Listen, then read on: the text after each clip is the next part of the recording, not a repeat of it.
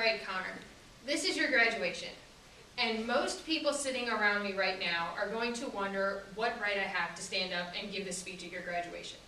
That is because 99.9% of the people here at your high school do not know who I am. However, despite the fact that you and I have lived 9 hours apart for our entire lives, you and I are still very close as cousins. You have been there for me, and I have been there for you. And I want to be able to congratulate you on your graduation. Now, graduating from high school is a big deal, especially considering the fact that there were days that both you and I were not sure we'd live to see this day, either because we were afraid we were going to get ourselves killed, or we were afraid our parents would kill us because we got into so much trouble. I hope you remember last Christmas when you and your brothers came to visit me in my house, and you and your brothers are very reckless. Me and my sister are very safe. But when we get around you, we tend to become increasingly reckless over time. So we went out riding on the four-wheeler, and Rachel and I were careful. We knew it was slick because of the snow, but we still wanted to have fun. Nothing happened on the four-wheeler. On the way home, however, we crossed a creek that was about as wide as this building, and the water was really high because of the rain and the snow that had just come in the last week or so. You made me stop the truck, and you wanted everybody to get out because you had seen a log crossing. It was a tree that had fallen. It was still very much alive, and it had fallen across the creek, and you insisted that you could get across it. Now, if this is the tree that you wanted to cross, the water was rushing over top of it.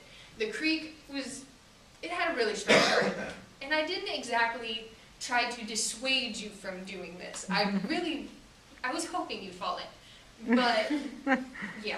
So you got on the log. I waited on one side, and you and your brothers and my sister were on the other, and we were videotaping, of course. Still have the video on my phone. You got on the log, and you were fine about 2/3 of the way across, when you asked me if another log that was crossing this one could hold you. Now, this one was rotten, and I said, do not put your weight on that, you will fall in. I said, just use it for balance. So what do? You put your weight on it, and you fall into the water. Now, it's December, freezing cold. You fall in all over your head, and you're holding onto this log for dear life, because if you let go, you're going to be swept under the bridge. So I thought that was really funny, but when I got home, and your mom met me at the door, not everybody thought that was terribly funny. But despite the fact that you got me into trouble that day, I kind of got into trouble too, and you helped me get out of it. That night, after you dried off and took some medicine for your coming pneumonia, we got back in the truck and went riding. And we live in Emporia, so of course it's not exactly New York where there's a lot to do.